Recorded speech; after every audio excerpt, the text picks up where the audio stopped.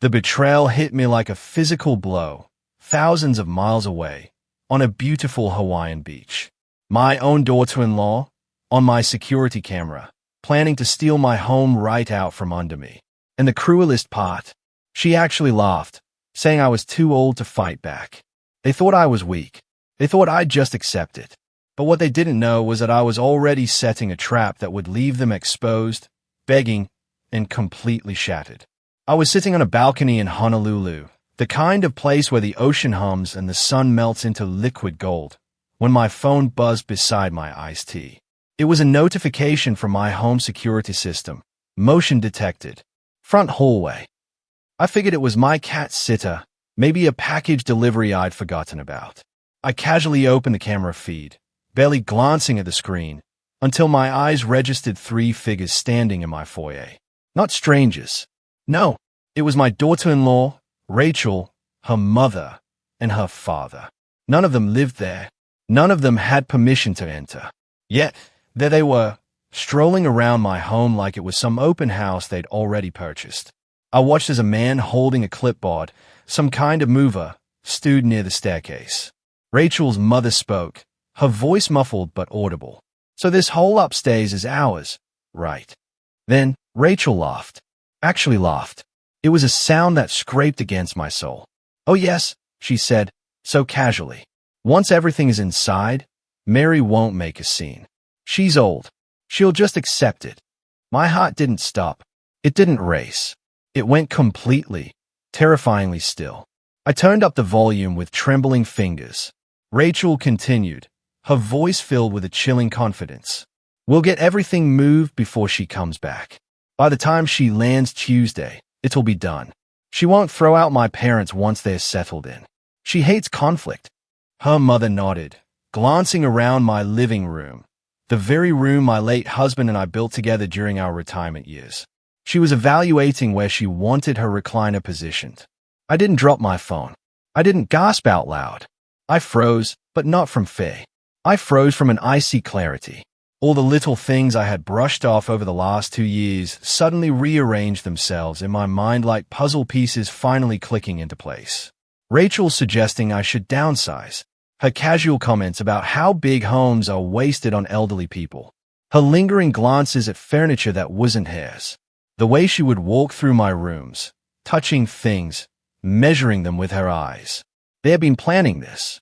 And now, with me thousands of miles away, they were ready to push the final domino. I ended the feed. Then, I reopened it. Anger had sharpened my vision now. I needed to see everything. They weren't watering my plants. They weren't checking the mail. They weren't doing anything remotely defensible. They were measuring my living room wall. Rachel's father held a tape measure against the decorative molding my husband had installed himself 20 years ago. "We can put our cabinet here," he said, nodding toward a space where my bookshelf stood. My bookshelf, filled with novels I had collected over decades. The mover scribbled notes. Rachel pointed toward the hallway.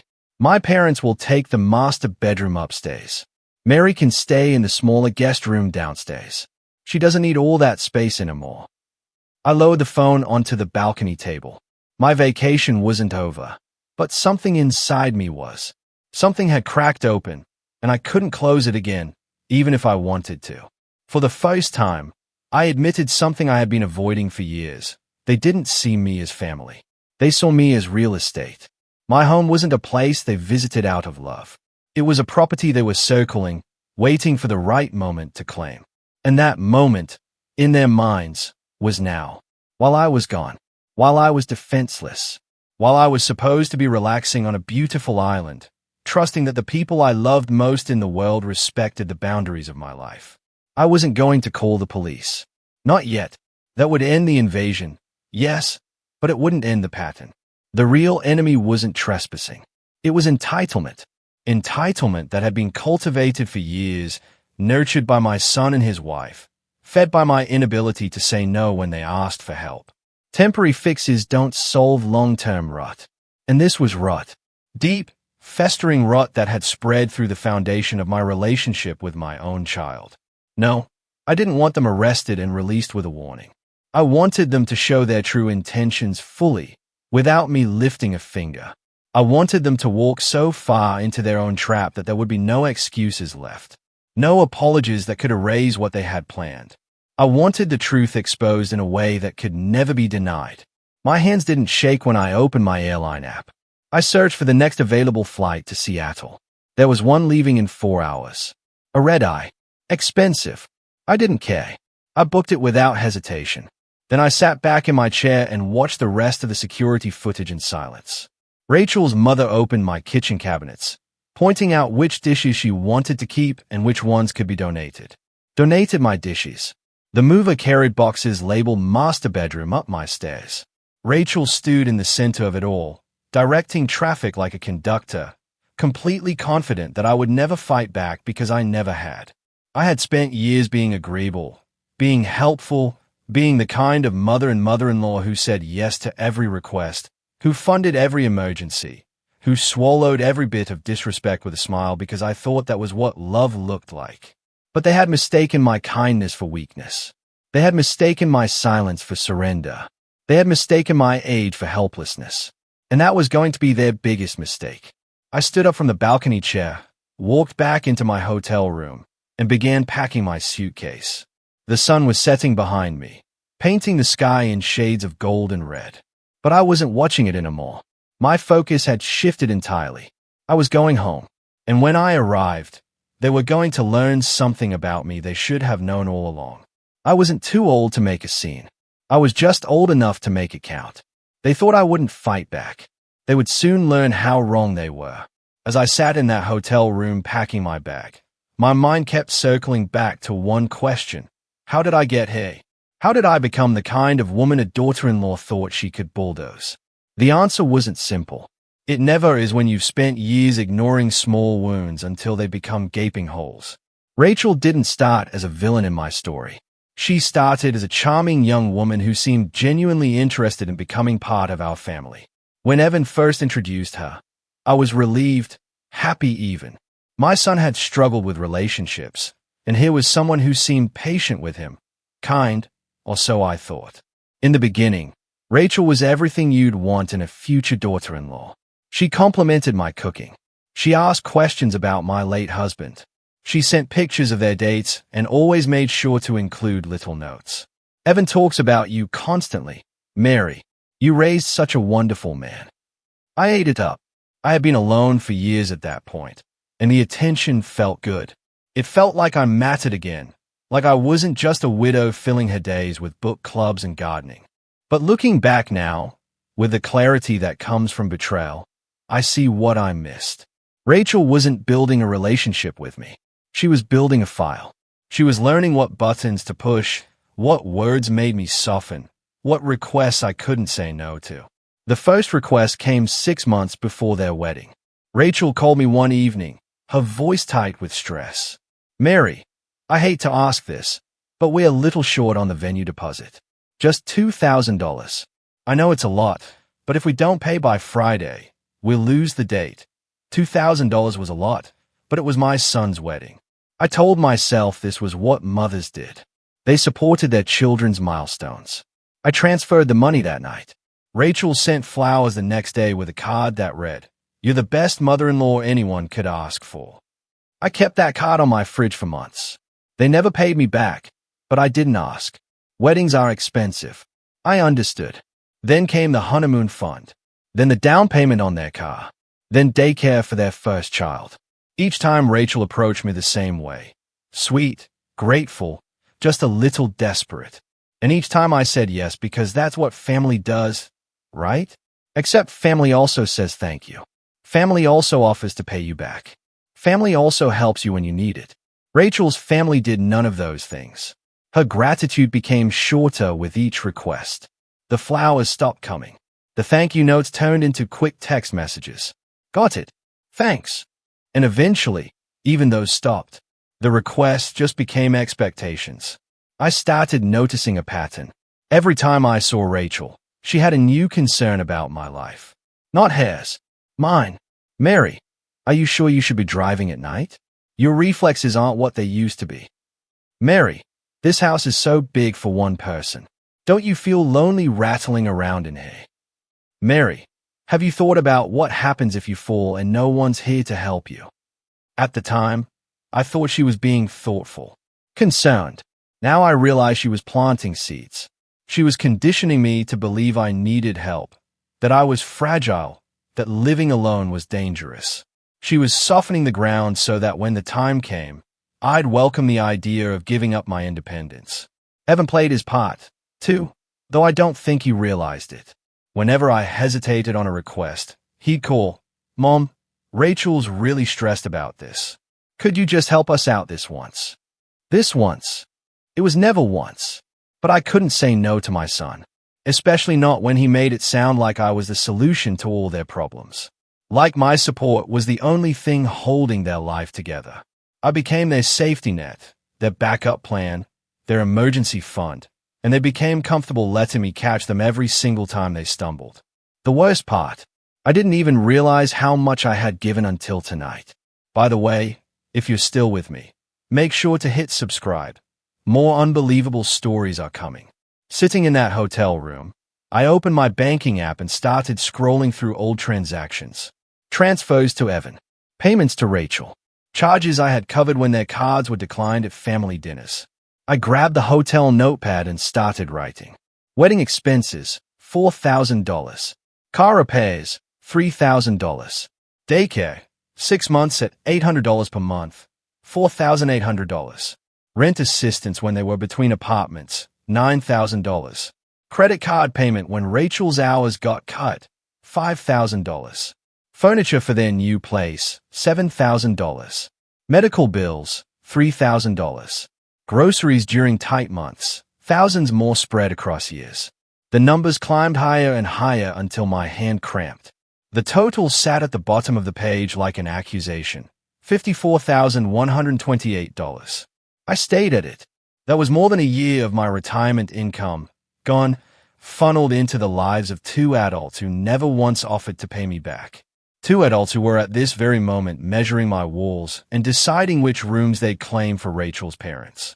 My stomach turned. This wasn't generosity. This wasn't love.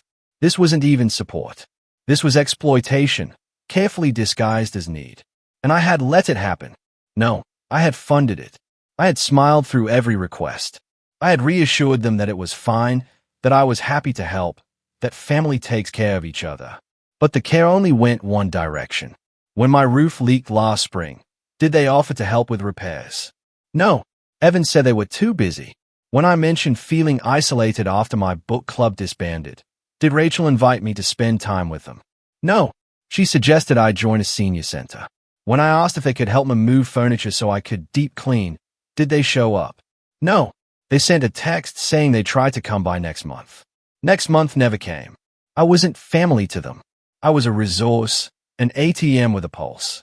And the moment I stopped being useful, they planned to take the one thing I had left, my home. I closed the banking app and sat in the silence of that hotel room, feeling something shift inside my chest. Shame turned into anger. Anger turned into clarity. Clarity turned into resolve.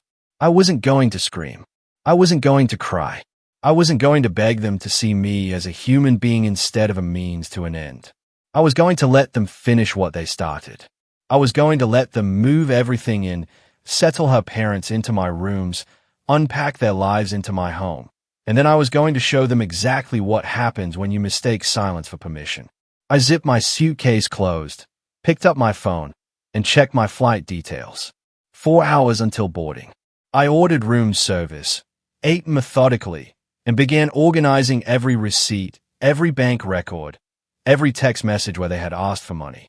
I wasn't preparing for a conversation. I was preparing for war. And this time, I wasn't going to lose. The airport was nearly empty when I arrived.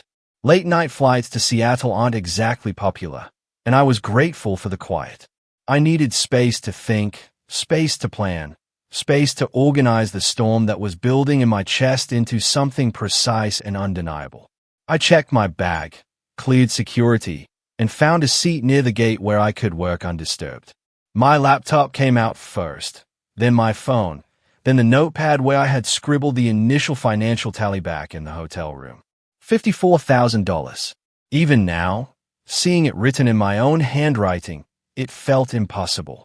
How does someone give away that much money without realizing it? The answer was simple, and it made my chest tighten with something close to embarrassment. I gave it away in pieces. $2,000 here, $5,000 there. Small enough amounts that I could justify them individually. Tell myself it was just helping out, just being supportive, just doing what mothers do. But when you add all those small sacrifices together over the course of 5 years, they stop being kindness. They become a pattern of control. I opened a new folder on my desktop and named it simply Records. Then I got to work. I started with my bank statements going back 60 months. Every transfer to Evan. Every Venmo payment to Rachel.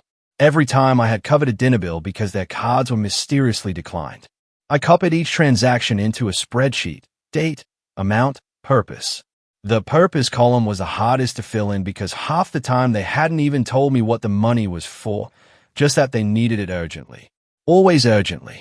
But I remembered enough, the wedding deposit, the car repair that turned out to be a down payment on a newer model. The emergency dental work that I later found out was cosmetic veneers, the overdue electric bill that came right before they bought a 60-inch television. My fingers moved faster as the anger built. Next, I pulled up my text messages. I scrolled back through years of conversations, screenshotting every request. Mom, can you help us out with rent this month? We're a little short.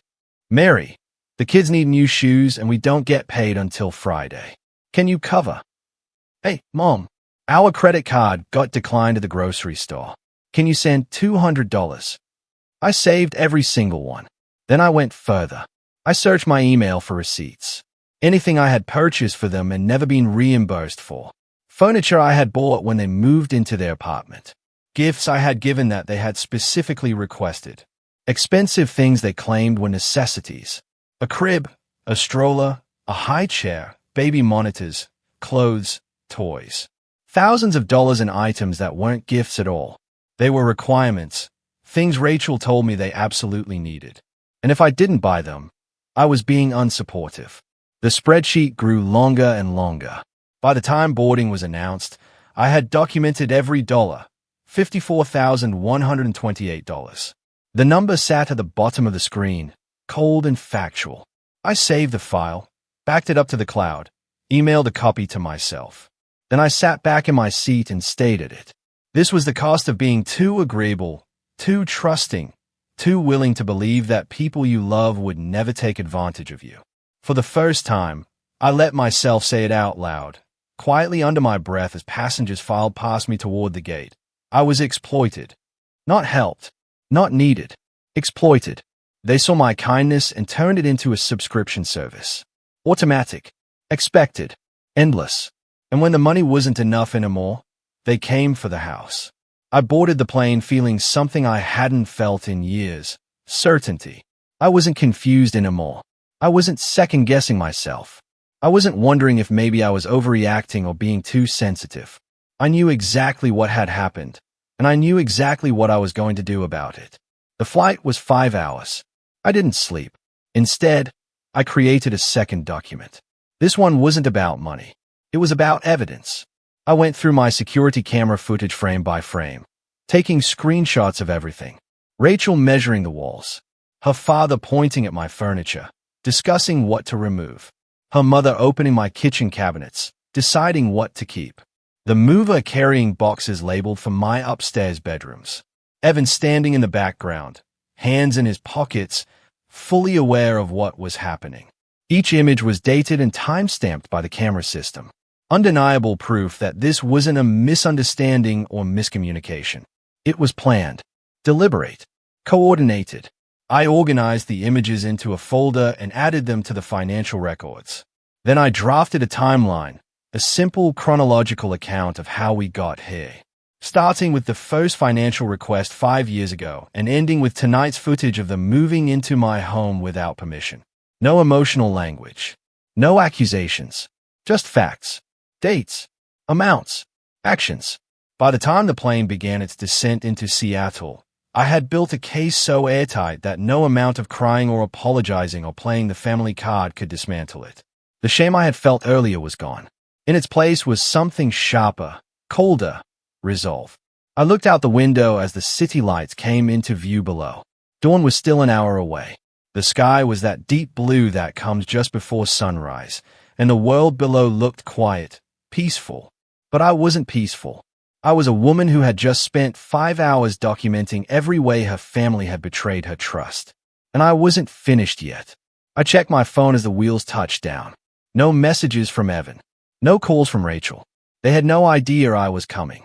They thought I was still in Hawaii, blissfully unaware, sipping tropical drinks while they erased me from my own home. I smiled, just barely. Good. Let them think that. Let them settle in. Let them unpack. Let them get comfortable in rooms that didn't belong to them. Let them believe they had one. Because the deeper they walked into this situation, the harder it would be for them to lie their way out of it. I gathered my things as the plane taxied to the gate. My carry-on bag, my laptop, my phone with its folders full of evidence. I didn't text anyone, didn't call ahead, didn't warn them I was back. I wanted them completely off guard. I wanted to see their faces when I walked into that house and shattered the illusion they had built. The illusion that I was too old, too weak, too afraid of conflict to fight back. I stepped off the plane and into the terminal. The air was cool. The airport was quiet. And I was ready. I had spent 5 years being taken advantage of. I had spent 5 hours documenting it. Now it was time to end it. I walked through the empty terminal, my footsteps echoing against the tile floor, and headed toward the exit. Seattle was waiting, and so was my house. But this time, I wasn't walking into it as the woman they thought I was. I was walking into it as the woman I should have been all along. The woman who knew her worth. The woman who demanded respect. The woman who refused to be erased. The sky outside was beginning to lighten. Just barely. Dawn was coming, and so was I. I rented a car at the airport and drove through the empty pre-dawn streets of Seattle. The city was still asleep. Street lights glowed orange against the dark sky. A few delivery trucks rumbled past, but otherwise, the roads were mine. I didn't go straight to the house. Instead, I parked 2 blocks away in front of a small park where the trees would hide my car from view. I needed to see what was happening before I walked into it. I needed to understand the full scope of what they had done. I pulled out my phone and opened the security app. 6 cameras, every angle of my property covered. I tapped the live feed, and my stomach dropped. The house was fully lit. Every window glowed. At 4:30 in the morning, my home looked like a department store during a holiday sale. I zoomed in on the front entrance. A moving truck sat in my driveway, its back doors open. 2 men in company uniforms were carrying a dresser up my front steps. Behind them, Rachel's father directed traffic, pointing toward the staircase. I switched to the kitchen camera. Rachel's mother stood at my counter, unpacking dishes. Not her dishes. My dishes were already stacked in a cardboard box near the sink, labeled in thick black marker, "Donate." My dishes. The ones my husband and I had picked out together 30 years ago. Plain white porcelain with tiny blue flowers along the rim. Nothing fancy, but ours. And she was replacing them. I switched to the upstairs hallway camera. Boxes lined the walls. Clothing racks filled with coats and dresses I didn't recognize. Suitcases stacked 3 high. This wasn't a temporary visit. This wasn't helping me out or combining households. This was a full relocation. Rachel's parents weren't staying for a few weeks while they looked for a place. They were moving in permanently, and I was expected to accept it. I watched as Rachel's mother walked into my bedroom. My bedroom, the one I had slept in alone for 10 years since my husband passed. The one where I kept his reading glasses on the nightstand because I couldn't bring myself to put them away. She stood in the doorway, hands on her hips, surveying the space like a real estate agent evaluating a property. Then she turned and called down the hallway. I couldn't hear her through the camera, but I could read her lips well enough. "This one's perfect for us." My jaw tightened. I switched cameras again. Living room. The movers were hauling in a leather recliner, oversized, brown, completely out of place among my furniture. Rachel's father pointed to the corner where my reading chair sat today. The chair my husband had bought me for our anniversary. Soft gray fabric, perfectly worn in. One of the movers lifted it. "Where does this go?" he asked. Rachel's father waved dismissively. "Storage. We'll deal with it later." I watched as they carried my chair out of the room. Just like that, 30 years of memories reduced to an inconvenience. I felt my hand start to shake, so I gripped the steering wheel until my knuckles went white. Breathe, Mary. Just breathe. I switched to the garage camera. Evan was there. My son. He stood near the workbench staring at a stack of boxes. He wasn't moving them. He wasn't helping. He was just standing there looking uncomfortable. But he was there. He knew. He had always known. As I watched, Rachel walked into the frame. She said something to him. He nodded. She handed him a clipboard, and he glanced at it briefly before setting it down on the bench. The camera angle wasn't perfect, but I could see enough. It was a floor plan, a layout of my house with rooms labeled. Master bedroom, Mom and Dad. Guest room 1, office for Dad. Guest room 2, craft room for Mom. Downstairs bedroom, Mary. I read that last line 3 times, my vision blurring at the edges. Downstairs bedroom, Mary. Not Mary's room. Not guest room. Just Mary. As if I were the guest in my own home. As if I were being given a space out of charity. I clicked off the app and sat in silence for a long moment, staring through the windshield at nothing. The sun was starting to rise now. Pale gray light filtered through the trees, turning the sky from black to silver. I had known they were disrespectful. I had known they were entitled. But seeing it like this, watching them systematically erase me from my own home, broke something open inside my chest. This wasn't about needing help. This wasn't about family staying close. This was about replacement. They weren't moving in with me. They were moving in instead of me. I opened the app again, forcing myself to keep watching. Back to the living room camera. Rachel's mother was hanging pictures now. Family photos. Her family, not mine. She took down the portrait of my husband and me from our wedding day and leaned it against the wall, face inward. Then she hung a photo of herself and her husband in its place. I felt tears sting my eyes, but I blinked them away. No, not yet. I wasn't going to cry in a parked car while they dismantled my life. I was going to cry later. When this was over, when my home was mine again. Right now, I needed to stay focused. I switched cameras one more time. Upstairs hallway. A stack of boxes sat near the linen closet. I zoomed in on the labels. The first one read, extra blankets and pillows. The second one read, holiday decorations. The third one made my breath catch. Mary's room, storage. I stayed at those words until they stopped looking like letters and started looking like evidence. They had planned this down to the box labels. They knew exactly what they were doing, and they had done it assuming I would never fight back.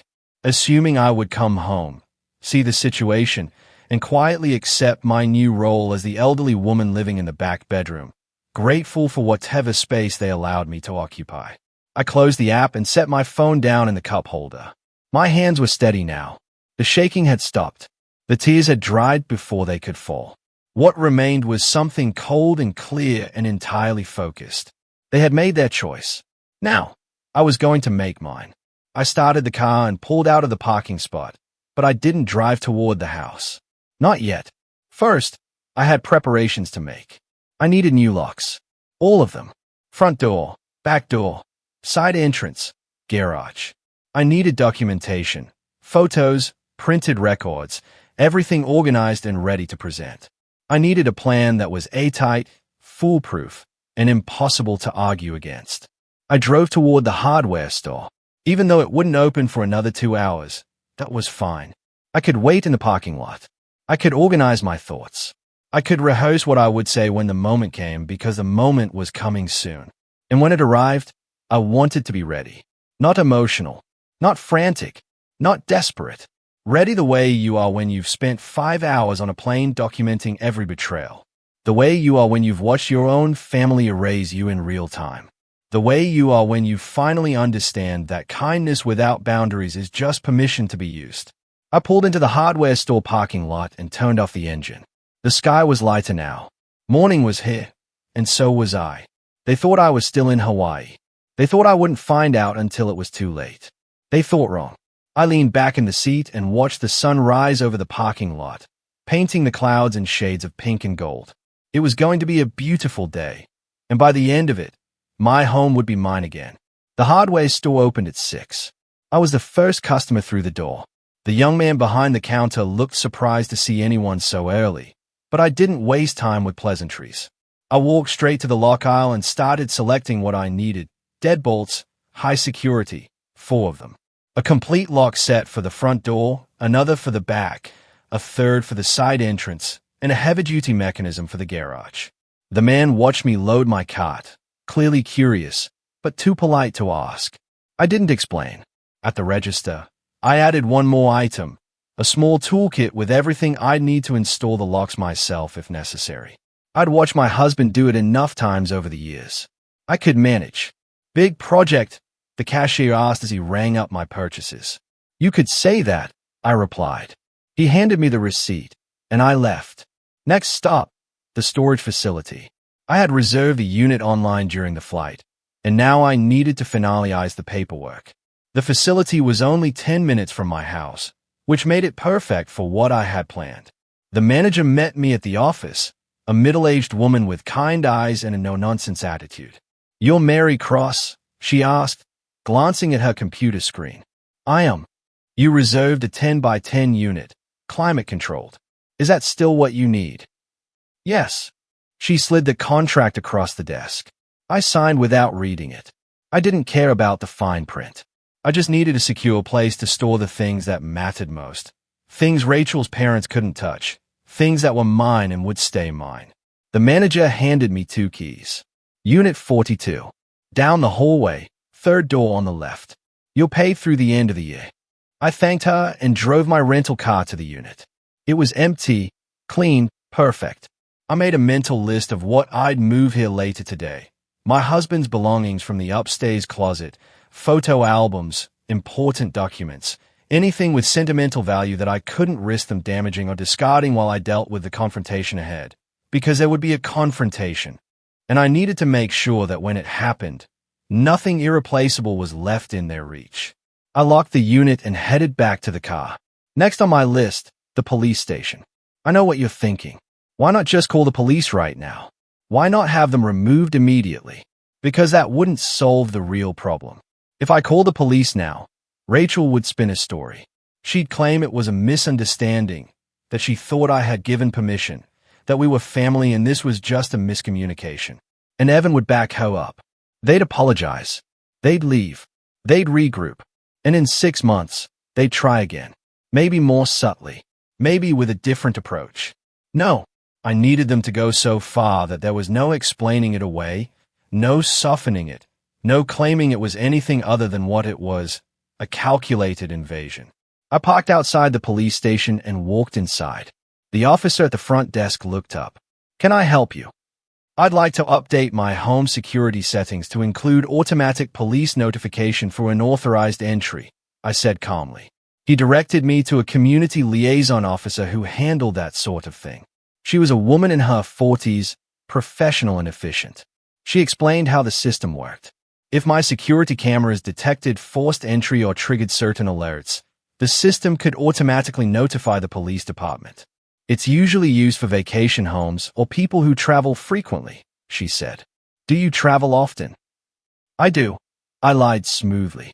And I've had some concerns about security. She didn't press further. She helped me fill out the paperwork, linked my security system to the department's database, and activated the alerts. You're all set, she said. If the system triggers, we'll send an officer to your address immediately. Thank you. I left the station feeling another piece click into place. Now, if Rachel or her parents tried to re-enter the house after I removed them, the police would be notified automatically. No debates. No second chances. Just consequences. I drove toward my neighborhood but parked a block away again. I wasn't ready to confront them yet. There was still one more thing I needed to do. I opened my security app and watched the live feed. The movers were gone now. The truck had left, but Rachel's parents were still there, walking through the rooms like they owned them. I switched to the dining room camera. Papers were spread across my table. I zoomed in. Moving schedules. Furniture layouts. Lists of items to donate or discard. And there, right in the center, was a handwritten note. I couldn't read all of it from the camera angle, but I could make out enough. Mary's belongings, downstairs storage. Keep minimal furniture. She won't need much. My hands tightened around the phone. I needed those documents, every single one of them. I waited until Rachel's parents left the dining room. Then I made my move. I slipped into the house through the side door, the one they had left unlocked because they didn't think anyone would challenge them. The house was quieter now. I could hear Rachel's mother upstairs, moving boxes around. I moved quickly. I gathered every piece of paper from the dining room table, moving contracts, floor plans, schedules, shopping lists for furniture they planned to buy with my space in mind. I took all of it. Then I noticed something else. A binder, thick navy blue, sitting on the corner of the table. I opened it. Inside were printed emails between Rachel and her parents discussing the logistics of the move. Dates, times, what to say if I came home early. There was even a script. Actual written lines for Rachel to use if I confronted her. We were worried about you living alone. We thought you'd appreciate the company. This is what families do. I stated those words, feeling something cold settle in my chest. This wasn't impulsive. This wasn't desperation. This was premeditated, rehearsed, planned down to the talking points. I closed the binder and took it with me. Then I moved to the kitchen and opened the drawer where I kept important files. My property deed, my will, insurance documents. All of it was still there, untouched. For now, I took those too. I carried everything out to my car and locked it in the trunk. Then I drove to a print shop and made copies of everything. The moving plans, the emails, the binder, the floor layouts with my name relegated to the smallest room. I organized it all into a folder. On the front, I wrote simply, evidence. I added the financial records I had compiled on the plane, the bank statements, the screenshots of their requests for money, $54,000 on one side, a home invasion on the other. Together, they painted a picture so clear that no jury, no mediator, no family counselor could deny what had happened. I had been used, exploited, and now erased. I sat in the parking lot of the print shop and looked at the folder. This was it. This was everything I needed. They thought the house was already theirs. They thought I'd come home and quietly accept my new role. They thought wrong. And the beautiful part, I didn't need to build a trap. They had built it themselves.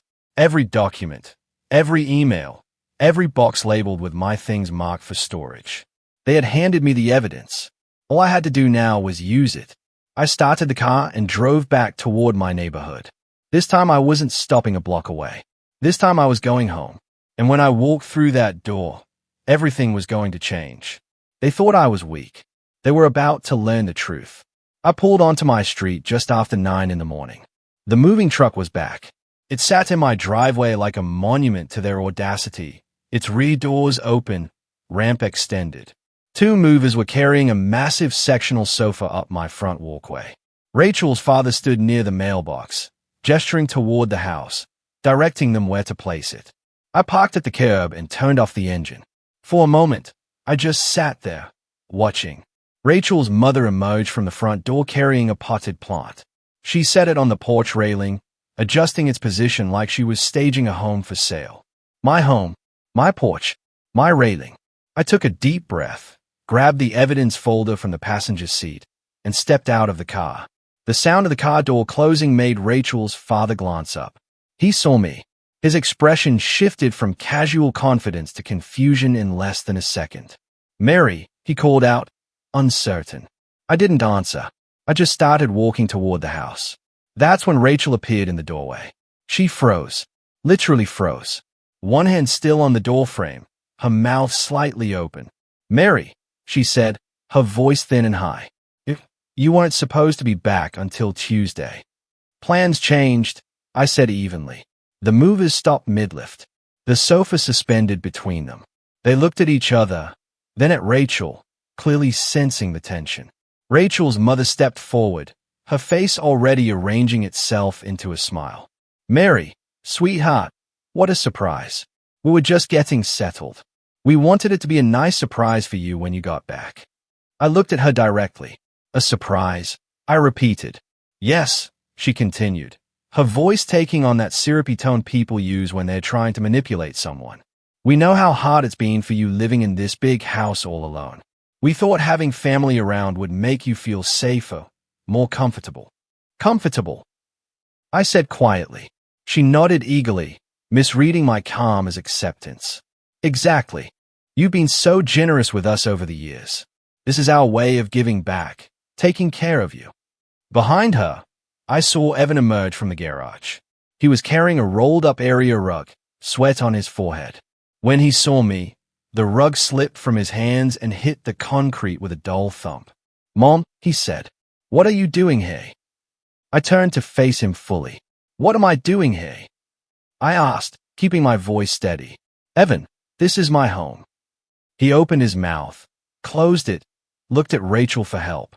She stepped down from the porch, her smile still in place, but her eyes nervous. "Mary, I think there's been a misunderstanding," she said quickly. "We're not taking anything from you. We're helping. My parents needed a place to stay, and your house has so much room, and we thought, it would be good for everyone." "Good for everyone," I echoed. "Yes." Rachel continued, her words coming faster now. "We were going to explain everything when you got back. We wanted to have it all set up first so you wouldn't have to deal with the stress of moving day. We were doing this for you." The lie sat between us like a third person. I held up the folder. "Is that why you labeled my bedroom for your parents?" I asked calmly. "Is that why you packed my dishes to donate? Is that why you wrote a floor plan that puts me in the smallest room downstairs?" Rachel's smile vanished. Her mother's face went pale. Evan took a step forward. "Mom, let's just go inside and talk about this calmly." "We are calm," I said. "I'm perfectly calm." And I was. That was the thing that seemed to unsettle them most. I wasn't yelling. I wasn't crying. I wasn't shaking or panicking or falling apart the way they clearly expected. I was simply standing on my own lawn in front of my own house, holding proof of everything they had done. "I saw everything," I continued. "The security cameras recorded all of it. You measuring my walls. You deciding which rooms you take. You laughing about how I wouldn't make a scene because I'm too old to fight back." Rachel's face flushed deep red. "That's not. I didn't mean it like that," she stammered. "How did you mean it?" I asked. She had no answer. Rachel's father cleared his throat, trying to regain some authority. "Mary, I think you're overreacting. We're family. Family helps each other. That's all we're doing here."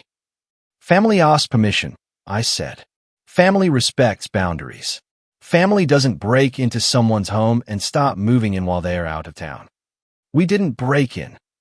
Rachel's mother protested. "We have a key." "A key for emergencies," I corrected. "Not for moving your entire household into my house without telling me." "We were going to tell you," Rachel insisted, desperation creeping into her voice. "Now." "When?" I asked. "After you had already unpacked. After your parents were settled in my bedroom. After you had donated my belongings and replaced them with yours." The movers, clearly uncomfortable, set the sofa down on the lawn and backed away toward their truck. One of them called out, "Do you want us to keep unloading, or?" I looked at Rachel. She looked at me. "No," I said firmly. "You can start putting it all back." Rachel's eyes went wide. "Mary, you can't be serious." "I'm completely serious." "But where will my parents go?" she asked, her voice rising. "They gave up their apartment. They're counting on this." "They gave up their apartment without asking me if they could live here," I said. "That's not my problem. That's yours." Evan stepped between us, holding up his hands. "Mom, please just calm down for a second. We can figure this out."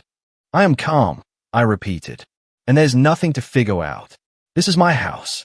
I didn't give anyone permission to move in. You need to leave." Rachel's composure shattered. "You're choosing a house over your own family," she shouted. Her voice carried across the lawn, sharp and accusing. And that's when I noticed the movement at the edges of my vision. Neighbors stepping onto their porches, pausing mid-task in their yards, turning toward the commotion. Mrs. Stevenson, from 2 doors down. The young couple across the street. Mr. Peterson, who was always up early, tending his roses. They were all watching now. Rachel noticed, too. Her face went from red to white in an instant.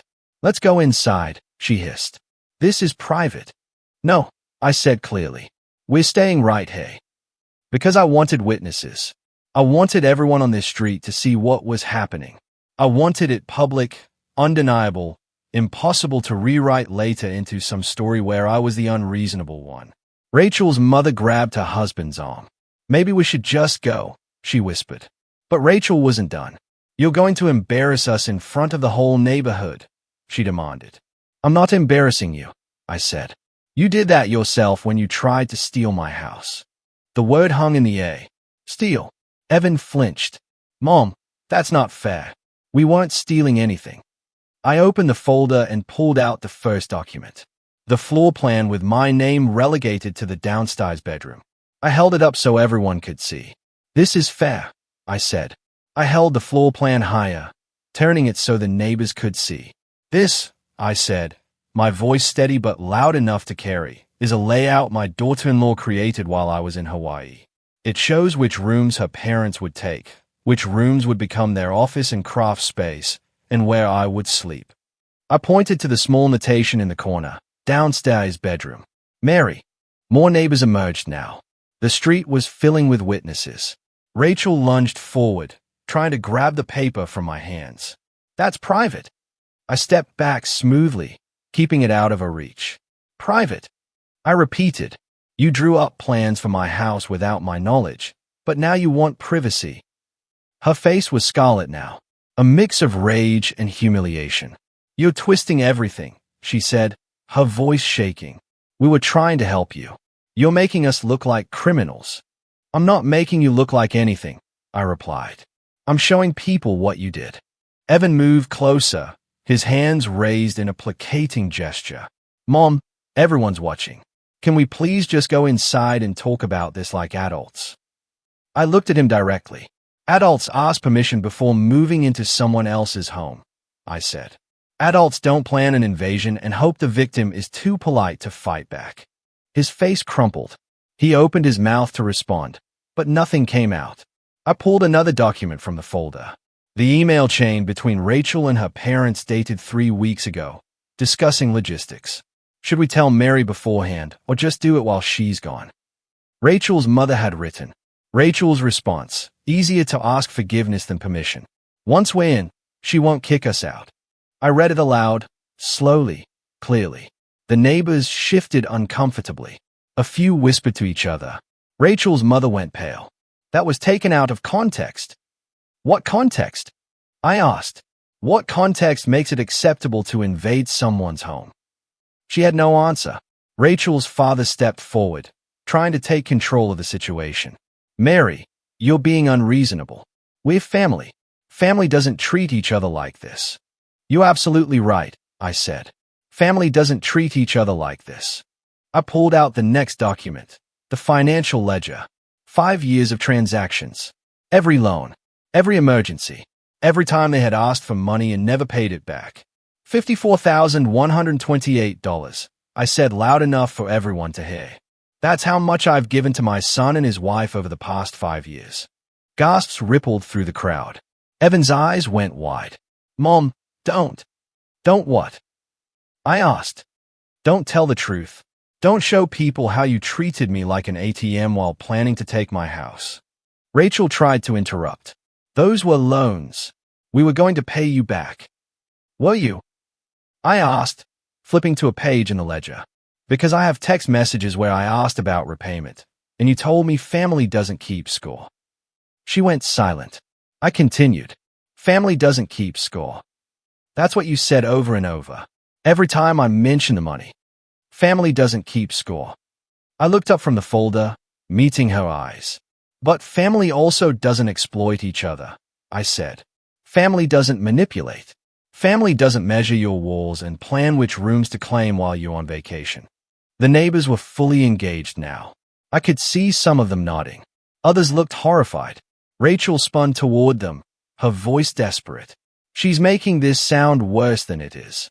We were worried about her. She's getting older. She shouldn't be living alone in such a big house. We thought having us here would be good for her. I pulled out the final document, the handwritten note from Rachel's planning binder. Mary's belongings. Downstairs storage. Keep minimal furniture. She won't need much. I read it aloud. Rachel's mother covered her face with her hands. Rachel's father looked like he wanted the earth to swallow him whole. Evan stared at the ground, his shoulders sagging. Does that sound like concern? I asked the crowd. Not loudly, not dramatically, just honestly. Nobody answered. They didn't need to. The silence was answer enough. One of the movers cleared his throat awkwardly. He said, addressing me. Do you want us to reload the truck? I looked at him, then at Rachel, then at the furniture scattered across my lawn. Yes, I said firmly. Everything that doesn't belong to me goes back on that truck. Rachel's composure finally shattered completely. You can't do this, she said, her voice breaking. My parents have nowhere to go. They gave up their apartment for this. That was your decision, I replied. Not mine. You're really going to throw us out in front of everyone. I'm not throwing you out, I corrected. You were never in. You broke in. There's a difference. The movers started picking up the sofa again, this time heading back toward the truck. Rachel's father grabbed one of them by the arm. Wait. Just wait a second. The movers looked uncomfortable. Sir, the homeowner has asked us to reload. We have to follow her instructions. She's not thinking clearly. Rachel's father insisted. She's confused. I stepped forward. I'm not confused, I said, my voice cutting through the chaos. I'm 72 years old. I've been a widow for 10 years. I've managed this house, this property, and my finances alone for a decade. I am not confused. I turned to address the neighbors directly now, raising my voice so everyone could hear clearly. This house has been mine for 32 years. I paid for every brick, every tax bill, every repair. I cared for it alone after my husband passed, and while I was on vacation, my own family tried to take it from me. The street had gone completely quiet. Even the morning birds seemed to have stopped singing. They thought I wouldn't fight back, I continued. They thought my age made me weak. They thought I'd come home, see what they'd done, and quietly accept it because I hate conflict. I paused, looking at each of them in turn. Rachel, her parents, Evan, they were wrong.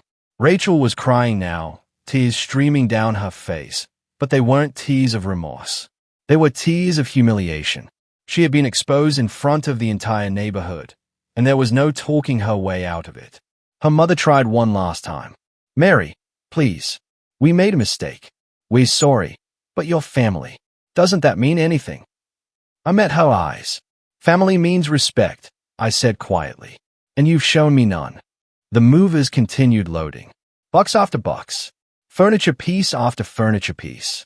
Everything that had been brought into my house over the past 24 hours was being removed, and everyone was watching. Rachel turned to Evan, her voice desperate. Do something. She's your mother. Make her stop. Evan looked at me. For a moment, I thought he might actually try. But then he saw my face, saw the folder in my hands, saw the neighbors watching, saw the truth of what they'd done reflected in every witness standing on the street. And he said nothing. He just stood there, defeated, while his wife's scheme collapsed around them.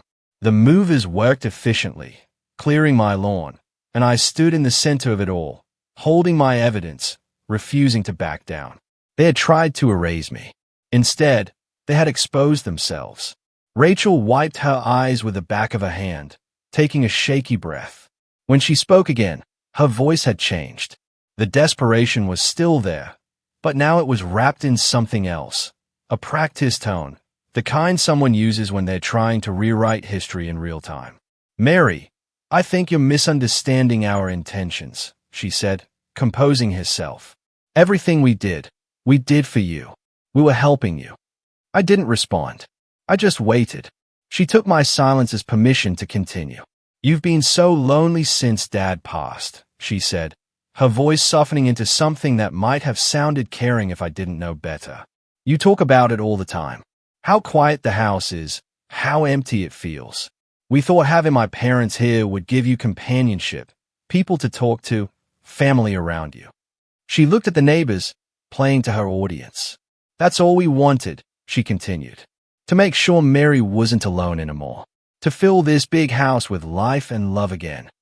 A few of the neighbors shifted, their expressions uncertain. It was a good performance. I had to admit, if I hadn't spent the last 12 hours documenting everything, I might have even doubted myself for a moment. But I had the receipts, literally. I opened the folder again and pulled out a printed screenshot from my security camera. It showed Rachel standing in my living room, pointing at my furniture while talking to the mover. I read the timestamp aloud, Tuesday 4:30 in the afternoon, 2 days ago. Then I read the caption I had added beneath the image, a direct quote from the audio recording. Mary won't know until it's too late. By the time she gets back, we'll be moved in and she'll have no choice but to accept it. Rachel's face went white. The neighbor's uncertain expressions hardened. That doesn't sound like helping me, I said quietly. That sounds like trapping me. Rachel opened her mouth, but nothing came out. Her mother jumped in, trying to salvage the story. Rachel was just stressed. She didn't mean it the way it sounded. Really? I asked. Because I have more. I pulled out another screenshot. This one showed Rachel's mother in my kitchen, going through my cabinets. These dishes are so outdated, the caption read. Another direct quote. We'll donate them and get something modern. Rachel's mother flushed. I was just trying to help you update things. Without asking me, I said. Well, we didn't want to bother you while you were on vacation. How considerate, I replied, my tone flat. I pulled out the third screenshot. Rachel's father measuring my bedroom wall. This room is perfect for us, he had said to his wife. Mary can take the small room downstairs. She doesn't need much space at her age. The neighbors gasped. Rachel's father stammered. That's not. We weren't trying to take your room, Mary. We were just looking at options. Options. I repeated. Options for which rooms you'd claim in my house. Without my permission. He had no response. Rachel tried again, her voice growing shrill. We were going to fix the place up for you. Do repairs. Paint. Make it nice. It was going to be our contribution, our way of paying you back for all your help over the years. I pulled out yet another document, the contractor estimate. I had found it in the binder tucked between the moving schedules. This is an estimate you requested, I said, scanning the page. For knocking down the wall between the kitchen and dining room. For converting the garage into a mother-in-law suite. For adding a second bathroom upstairs. I looked up at her. These aren't repairs, Rachel. This is a renovation. A renovation that would have cost $40,000. Her eyes widened. And according to this estimate, I continued. The payment method listed is owner financing. That's me. You are planning to renovate my house and make me pay for it. The neighbor's whispers grew louder. Rachel's story was crumbling with every piece of evidence I presented. That was just a preliminary estimate, she protested weakly. We weren't actually going to do it. Then why did you request it? I asked. Why did you meet with a contractor? Why did you discuss financing options? She had no answer. Her father tried to step in, his voice taking on a harder edge now. Mary, you're cherry-picking information and making us look bad. You're taking everything out of context. I pulled out the written moving plan, the one that listed exactly which parent would get which room. I read it aloud slowly and clearly. Master bedroom, east side, mom and dad. Second bedroom, west side, dad's office. Third bedroom, north side, mom's craft room. Downstairs guest room, Mary. Garage conversion, rental income opportunity. I paused on that last line. Rental income, I said. You were planning to convert my garage into an apartment and rent it out. Rachel's parents exchanged panicked glances. That detail had clearly been something Rachel hadn't shared with them. Rachel, her mother asked, her voice tight. What is she talking about? Rachel fumbled for words. That was just an idea, just something I thought might help generate income for the household. My household, I corrected. Income from my property that you plan to collect. Her mother's face changed. The realization was dawning. Rachel, she said slowly, did you actually ask Mary if we could move in? Rachel's silence was deafening. Rachel, her father pressed. Did you tell her we were coming? I was going to. Rachel said quickly. I just wanted to get everything set up first so she could see how good it would be, so she wouldn't worry about the details. Her mother took a step back, staring at her daughter like she was seeing her for the first time. "You told us Mary invited us," she said, her voice shaking. "You said she wanted us, hey? You said she was lonely and asked for our help." "She is lonely," Rachel insisted. "That's not for you to decide," her father said. "And it's certainly not for you to fix by moving us into her house without permission." He rolled up the window. The car pulled away from the curb, leaving Rachel standing alone on the lawn. She turned back toward Evan, her eyes wild. "This is your mother. Talk to her. Make her understand." But Evan wasn't looking at her. He was looking at me. The movers finished securing the truck and walked over to me. "Everything's loaded," one of them said. "Do you need us to take it somewhere? Or—" Rachel jumped in. "Take it to 4782 Maple Street. That's our address." I looked at the mover. "Send the bill to that address as well. I'm not paying for any of this." Rachel's mouth fell open. "You're seriously making us pay for the moving costs? You hired them." I said, "You pay them." The movers nodded and headed to their truck. Within minutes, they were gone. The street was emptying now. Neighbors were heading back inside. The show over. A few lingered on their porches, talking quietly among themselves, no doubt dissecting everything they'd witnessed. Rachel stood in the center of my lawn, looking around like she couldn't quite believe what had happened. "This isn't over," she said, her voice shaking. "We'll figure this out. We'll find a way to make you see reason." "Rachel," I said quietly, "go home." She stared at me for a long moment, then turned and walked to her car without another word. The engine started. The tires crunched against the asphalt. And then she was gone, too. Only Evan remained. He stood near the mailbox, still holding the no trespass order, looking lost. For a moment, neither of us spoke. Then he walked toward me slowly, like he was approaching something fragile that might shatter if he moved too quickly. "Mom," he said softly, "I know you're angry. I know we messed up, but please don't do this. Don't shut me out." I looked at my son, the boy I had raised alone after his father died, the child I had sacrificed for, the man I had supported, even when it drained me dry, and I felt nothing but exhaustion. "I'm not shutting you out, Evan," I said. "I'm choosing myself."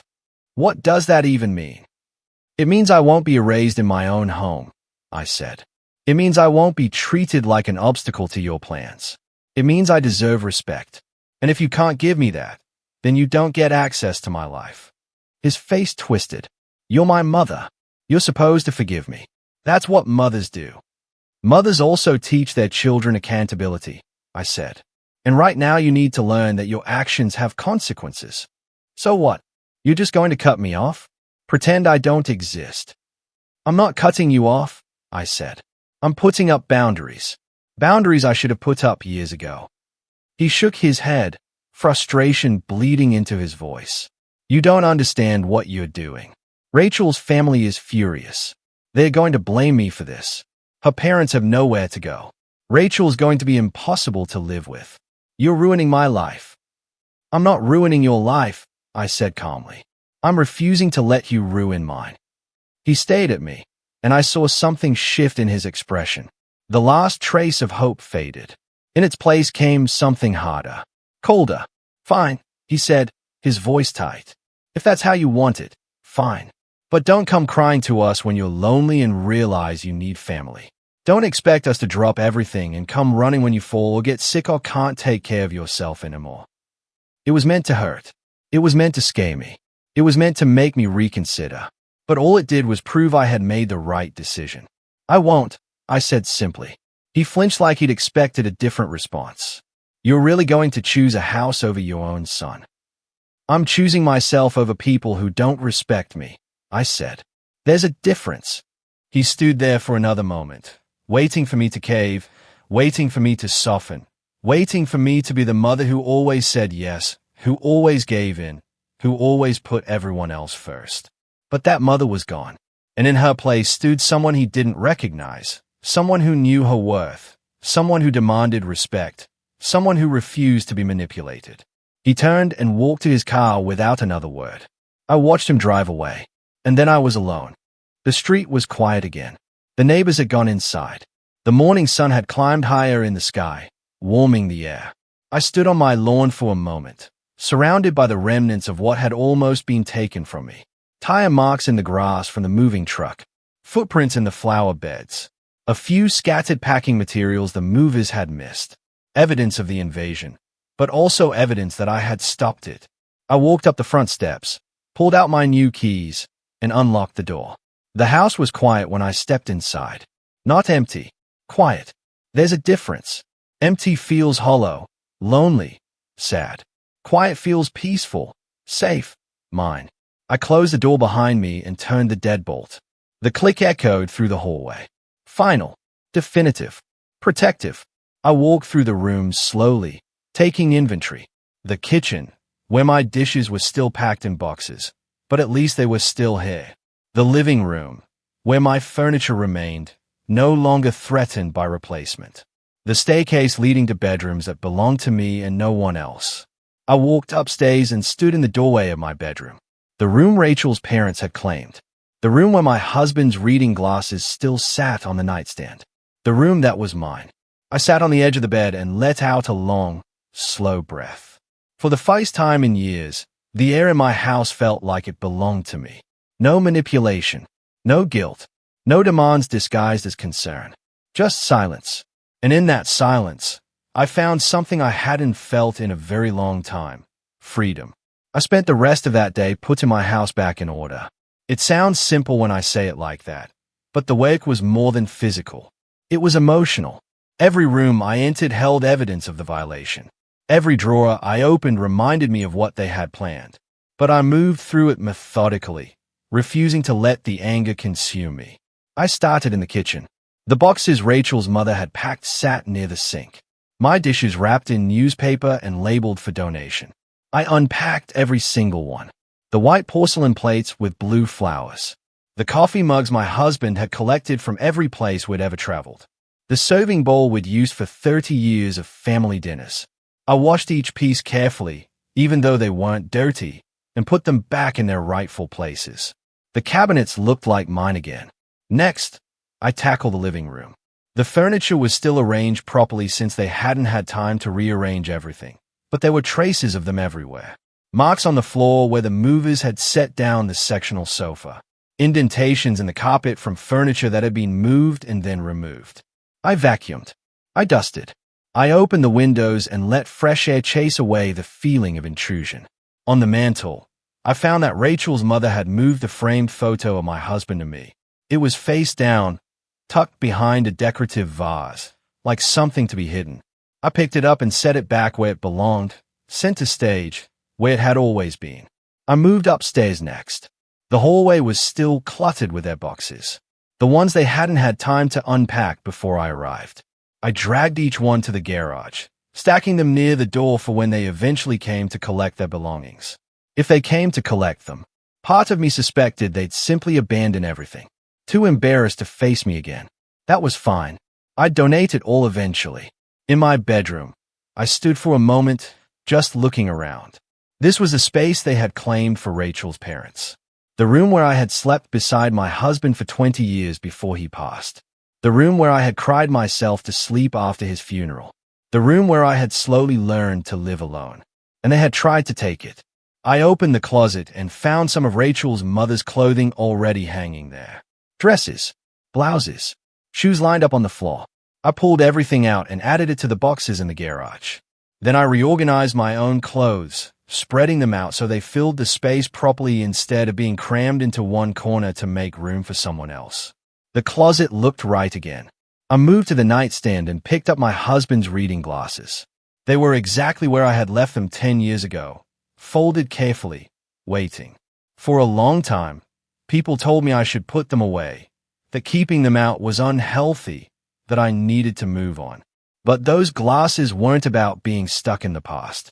They were about remembering that I had been loved, that I had built something beautiful with someone who respected me, that I knew what a real partnership looked like, and they reminded me that I would never accept less than that again. I set the glasses back down gently and sat on the edge of the bed. The house was quiet around me. Not lonely, just quiet. I thought about how I had gotten here, how I had let things deteriorate to the point where my own son thought he could manipulate me.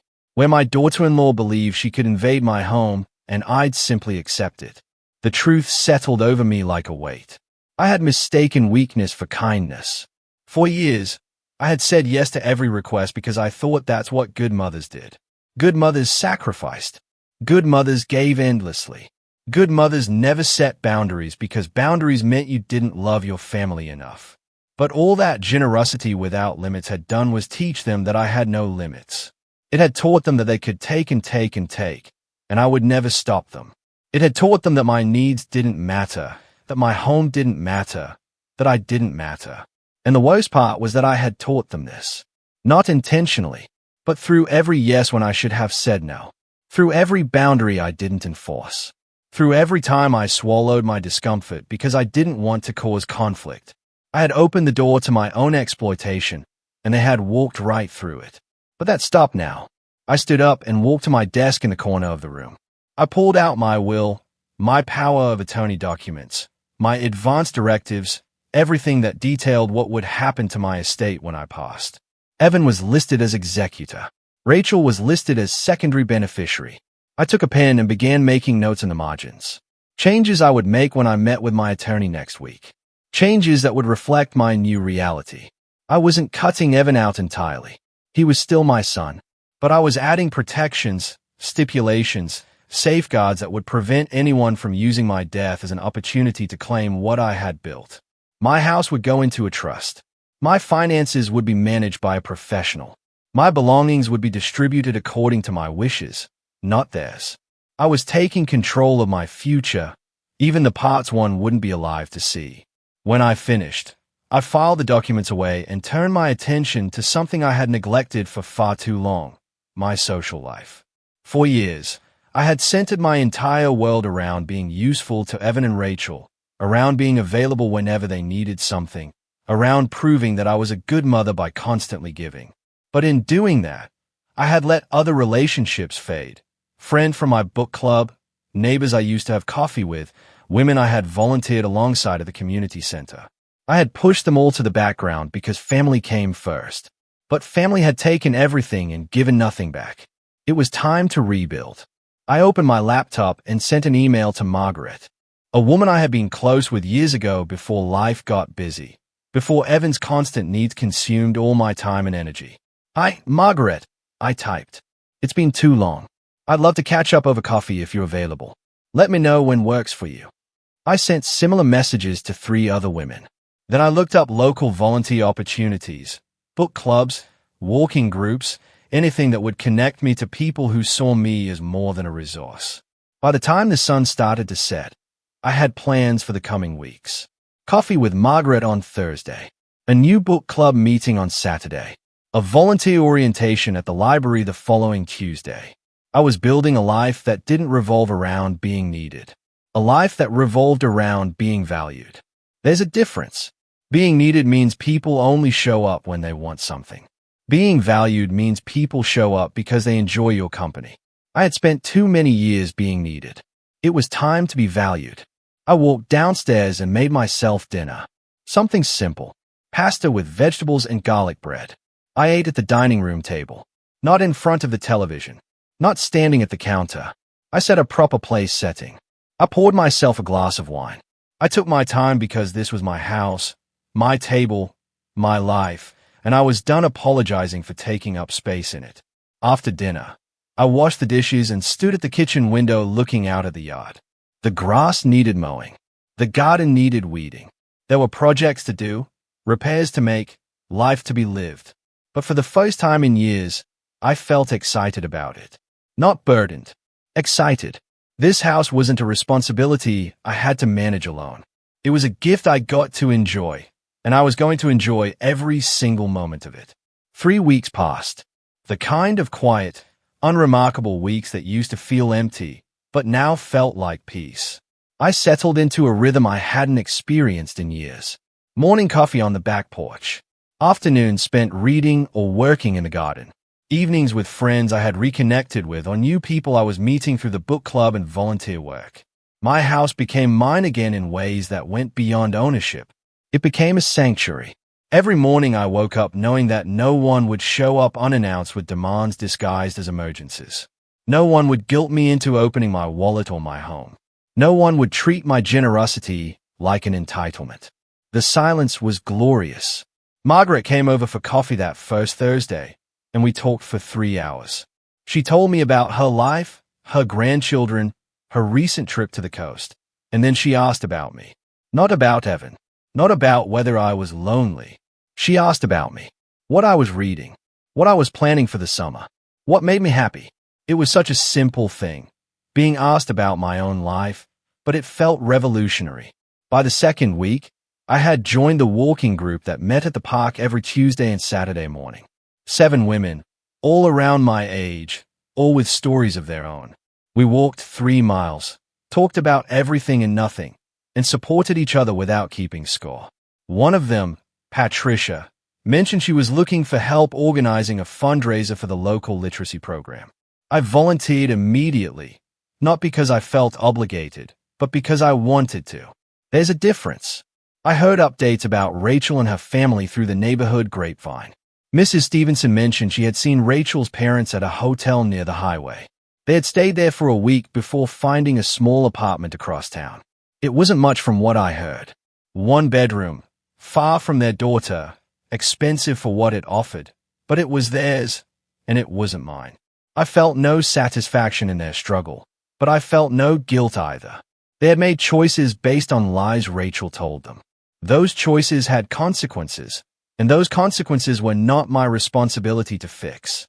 Evan tried contacting me multiple times. The first message came 2 days after the confrontation. "Mom, can we please talk? I know you're angry, but we need to figure this out." I didn't respond. The second message came 4 days later. "Mom, Rachel's really upset. Her parents are blaming both of us. Can you please just call me?" I didn't respond. The third message came a week after that. "I don't understand why you're doing this. We're family. Family doesn't just shut each other out." That one almost made me laugh. Family doesn't shut each other out, but family can plan to take over your house without permission. The logic was staggering. I didn't respond to that one either. Then 2 weeks in, a different kind of message arrived. "Mom, I've been thinking about everything that happened. I know we messed up. I know we hurt you. Can we please meet somewhere and talk? I want to understand." I read it 3 times.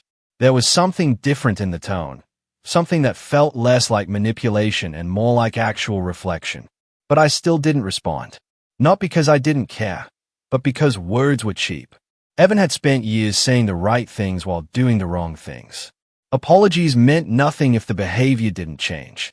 If he wanted a relationship with me, he needed to prove he understood what respect looked like, not through text messages, through action, through time, through showing me that he valued me as a person, not as a resource. And until that happened, I was content to maintain my distance. I wasn't angry anymore. Anger had burned itself out in those first few days, leaving behind something clearer and calmer. I was simply done. Done being used. Done being manipulated. Done paying for love that should have been freely given. One evening, I sat on my back porch watching the sunset paint the sky in shades of orange and pink. The garden was blooming. The house was clean. The locks were secure. And I was alone. But I wasn't lonely. There's a difference between being alone and being lonely. And I had finally learned it. Lonely is when you're surrounded by people who don't see you. Alone is when you're at peace with yourself. I had spent years being lonely in the presence of family. Now, I was alone and more at peace than I had been in decades. I thought about everything that had happened, everything that had led to that moment on my lawn when I finally stood up for myself. For so long, I had believed that being a good mother meant endless sacrifice. That love meant never saying no. That family meant tolerating disrespect because blood mattered more than boundaries. But I had learned something crucial. Family isn't defined by blood. It's defined by respect. And the people who shared my DNA had shown me none. They had seen my kindness and mistaken it for weakness. They had seen my generosity and turned it into expectation. They had seen my age and assumed it made me powerless. They were wrong about all of it. Age hadn't made me weak. It had given me clarity. Clarity about what I deserved. Clarity about what I would no longer tolerate. Clarity about the difference between being loved and being used. And that clarity had given me strength. The strength to say no. The strength to protect my boundaries. The strength to choose myself. I wasn't the same woman who had sat on that balcony in Hawaii watching her home being invaded. That woman would have come home and quietly accepted the situation because she feared conflict more than she valued herself. This woman knew better. This woman knew her worth. This woman protected what was hers. I finished my coffee and stood up from the porch chair. The sun had fully set now. The sky was dark. The stars were beginning to appear. I walked back inside my house and locked the door behind me. The click of the lock was satisfying, final, safe. I walked through the quiet rooms, turning off lights as I went. This was my home. These were my choices. This was my life. And it was mine again. Completely, totally, irrevocably mine. They thought age made me weak, but it gave me clarity. And clarity gave me strength. My home is mine again, and so am I. What would you have done if you found your family doing something like this? Tell me in the comments below. I really want to know what you think.